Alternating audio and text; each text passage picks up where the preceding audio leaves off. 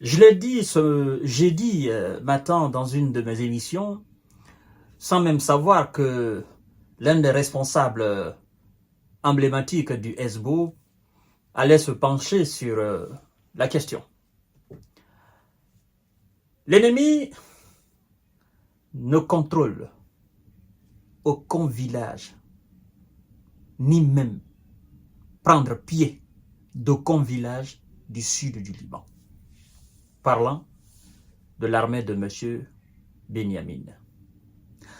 Après donc 3 semaines, près d'un mois d'offensive intense, interminable, avec des bombardements indescriptibles et inhumains, aériennes comme terrestres, vous ne pouvez pas imaginer une fraction de seconde que jusque-là, aucun village, petit qu'il soit, du sud du Liban, n'a été conquis par les troupes de M. Benya. Incroyable. Plus d'une dizaine de milliers d'hommes engagés dans cette offensive. Je ne peux pas imaginer. L'armée israélienne qui est considérée comme l'une des armées les plus entraînées, comme l'une des armées les plus efficaces, comme l'une des armées les plus puissantes. Il y a même des nations qui font recours à la formation de l'armée israélienne. Il y a même des instructeurs israéliens qui vont dans certains pays de ce monde-là pour aller former des militaires. Cette armée aujourd'hui a du mal à vaincre ce qu'elle appelle, selon elle, des terreaux, mais qui en réalité sont une armée structurée. Je veux parler du SBO. Ce qui se passe là, dans le sud du Liban, on appelle ça le combat urbain.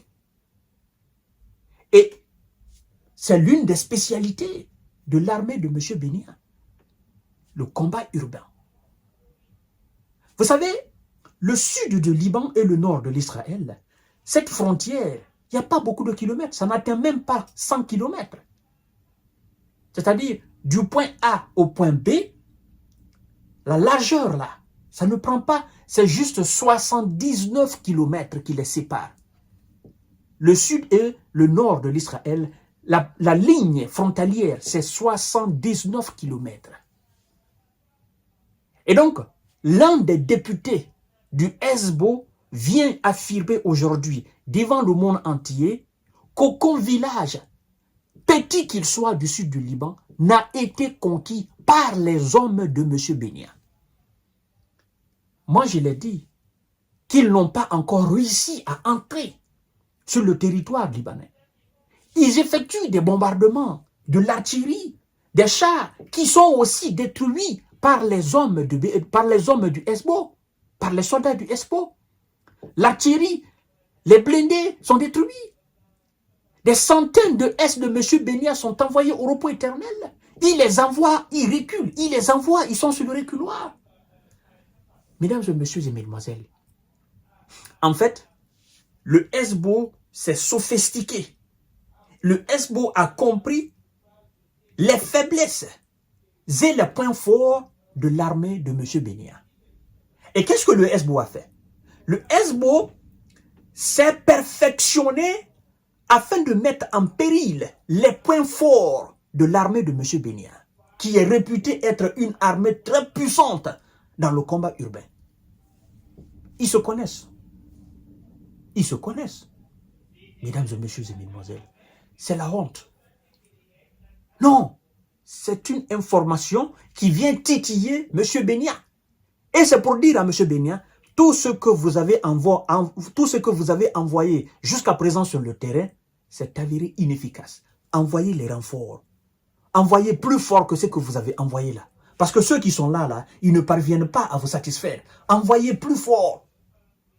Votre objectif est de prendre le sud du Liban. Votre objectif est d'installer une zone tampon dans le sud du Liban, pas dans le nord, mais dans le sud du Liban. Vous voulez carrément prendre une grande partie du sud du Liban pour ne pas que maintenant les SBO, à partir de ce sud-là, puissent effectuer des frappes sur vos différentes villes et villages. Mais jusqu'à présent, ce que vous avez envoyé, c'est nul. Envoyez les renforts.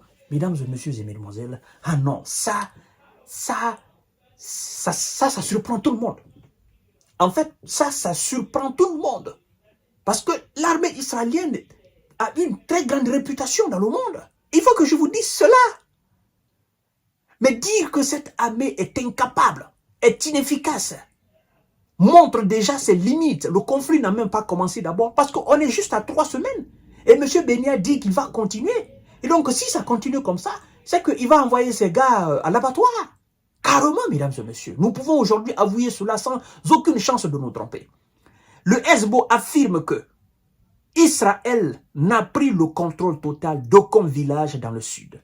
Un député du Hezbollah a affirmé ce jeudi que l'armée de M. Bénia, qui mène depuis fin septembre des incursions dans le sud du Liban, n'avait pas pris le contrôle, n'est-ce pas, total d'un seul village de cette région frontalière. Écoutez ce que le député dit, mesdames et messieurs et mesdemoiselles. Waouh, incroyable.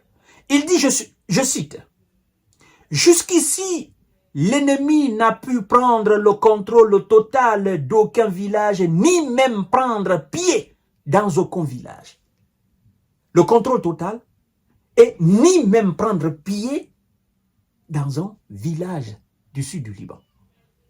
Waouh!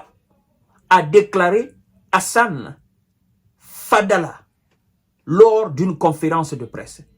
Il a accusé Israël de mener une politique de la terre brûlée pour imposer, n'est-ce pas, un no man's land le long de la frontière.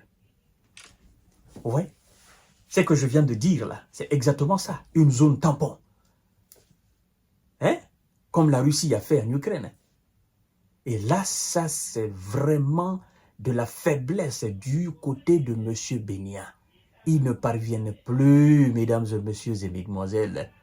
Et c'est pas possible ça. Non, non, non, non, non, non, non. Ça c'est inacceptable du côté de M. Bénia. Ah oui, il va considérer cela comme une provocation. Ce n'est pas une provocation, mais c'est une réalité en fait.